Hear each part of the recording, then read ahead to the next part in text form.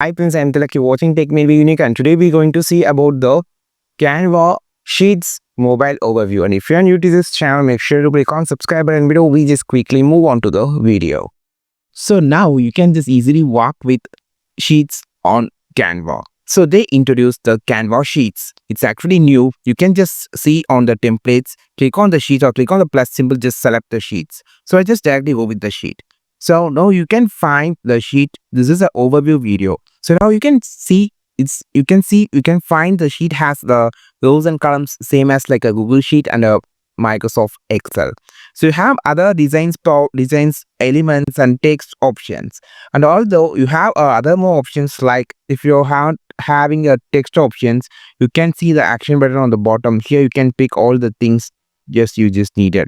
Then on the bottom section, you can find other more options like edit, short and magical charts and some of the number format, decimals and the formula and everything.